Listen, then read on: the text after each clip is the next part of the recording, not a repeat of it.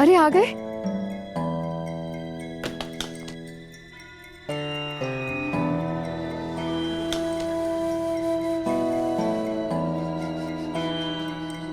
आ गए आप।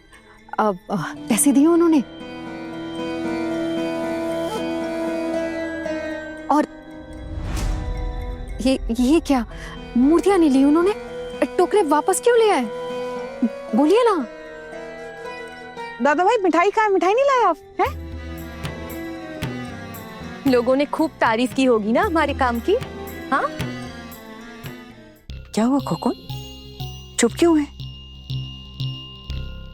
और तू और छोटू एक साथ? छोटू कहाँ मिला तुझे? क्या हुआ दादा भाई, बोलिए ना। पता है हम लोग कब से आपका इंतजार कर रहे थे कि आप आएंगे और हमें सब बताएंगे कि दुकान में क्या क्या हुआ। हमने ना बहुत सारी प्लानिंग भी कर ली है और तो और इतने समय में बहुत सारी मूर्तियां भी तैयार कर ली।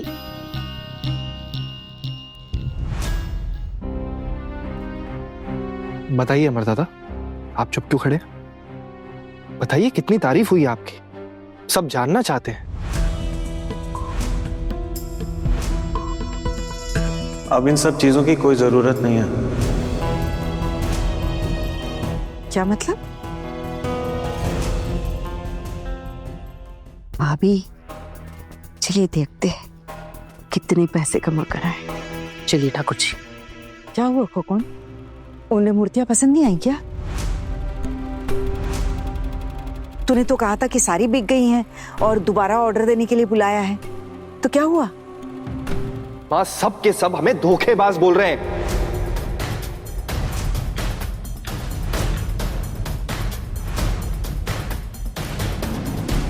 क्यों? हाँ, हमारी सारी मूर्तियां टूट गई थी।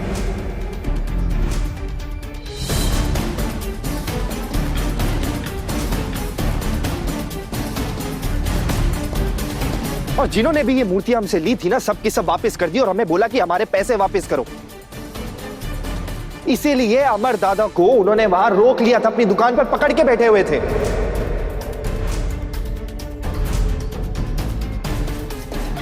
और अब आप बताइए, कहां से भरते दादा पैसे? कहां से आते पैसे? इसीलिए उन्होंने मुझे फोन किया और इतनी तंगी होने के बाद भी मैंने पैसे दिए। पता नहीं, आप लोगों को तो समझ ही नहीं आती, बच्चों वाली हरकतें करते हैं आप लोग। देख रहे हैं ना आप दादा, अभी भी अगर आप इनके इशारों पर नाचोगे ना तो आपका यही हाल होगा। सोचिए प्लीज। मुझे जिस बात का डर था वही हुआ। मैंने कहा था ना कि अगर मूर्तियां ठीक से नहीं सूखेंगी तो सारी टूट जाएगी। देख लो, इसीलिए कह रही थी कि जल्दबाजी मत करो किसी काम में। हमने तो अब इतनी सारी मूर्तियां बना के रखी हुई हैं, पता नहीं क्या होगा, कितना नुकसान झेलना पड़ेगा हमें। मेरा नाम तो बदनाम हुआ ही हुआ, तुम लोगों ने अपना नाम भी बदनाम कर लिया। और मेरे खोकन को कितनी बातें सुननी पड़ी। एक भी मूर्ति नहीं ली उन्होंने? कैसे लेंगे, सब मूर्तियां टूट गई थी। छोटू से उधार लेकर दुकानदार के सारे नुकसान की भरपाई करनी पड़ी। अब पता नहीं कैसे वापस करूंगा, कैसे चुकाऊंगा उसे। दादा भाई, नुकसान सिर्फ आपका थोड़े ना हुआ है, हम सबका हुआ है। आप अकेले क्यों चुकाएंगे?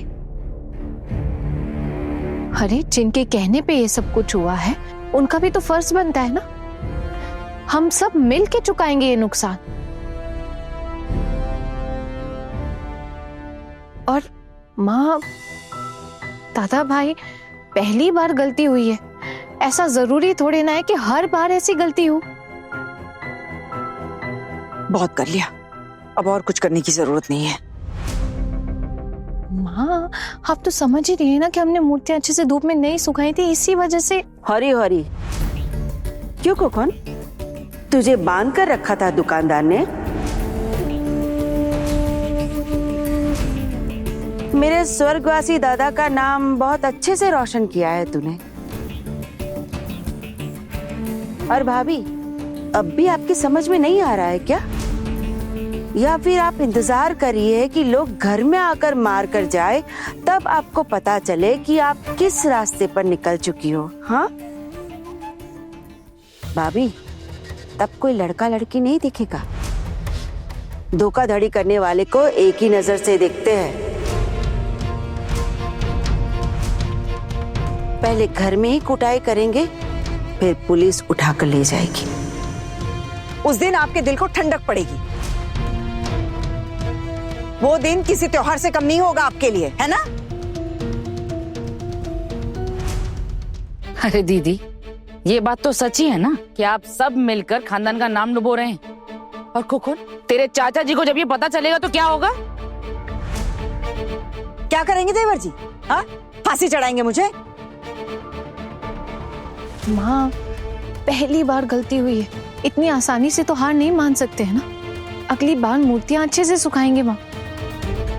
इस बार जो मूर्तियां बाकी रह गई हैं, उन्हें हम नुकसान नहीं होने देंगे। ऐसा कुछ भी नहीं होगा अब इस घर में। जो भी करना है ना, घर से बाहर जाके करना, यहाँ कुछ नहीं करना। ये नौटंकी अब यहाँ नहीं चलेगी। आप बार बार मुझे घर से निकल जाने की बात क्यों करते रहते हैं? जिनका ये घर है, जब तक वो मुझसे इस घर से जाने के लिए नहीं कहेंगी, मैं ये घर छोड़कर नहीं जाऊंगी। और हम इतनी आसानी से हार मानने वालों में से भी नहीं है।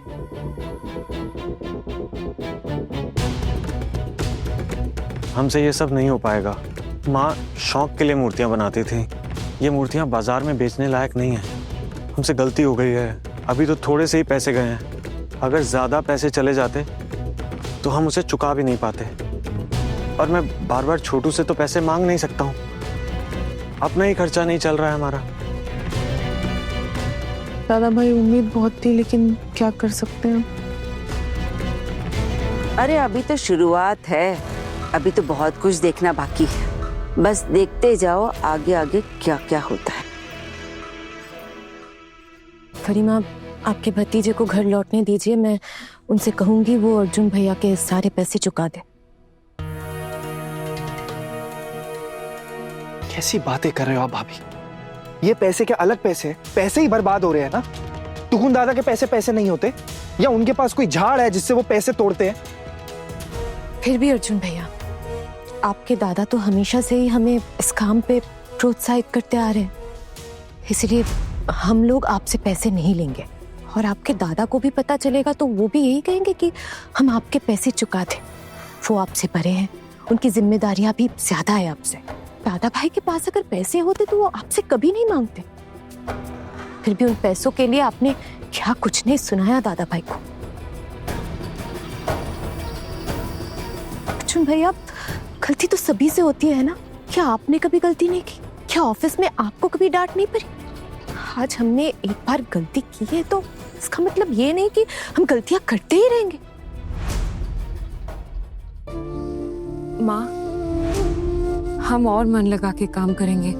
आपको आग के पास जाने की बिल्कुल भी जरूरत नहीं है। आप बस दिखा दीजिएगा, हम लोग सब कुछ संभाल लेंगे। हम मूर्तियां अच्छे से धूप में सुखाएंगे, कम कम बनाएंगे, और जो बन चुकी है उन्हें फिर से धूप में सुखा लेंगे।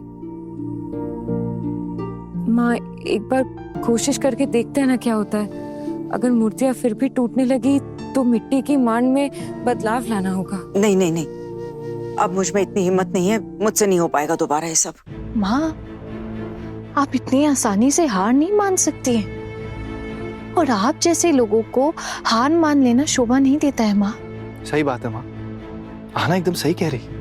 अभी तो सिर्फ हमारी बेइज्जती हुई है, और भी चीजें होनी बाकी हैं। अमर दादा, आप भूले तो नहीं ना आपके साथ क्या हुआ था? आपको अच्छे से याद है ना कि इनमें से कोई भी नहीं था वहां। आपने सारी चीजें अकेले झेली हैं, वहां पकड़ के रखा हुआ था ना आपको वहां पे।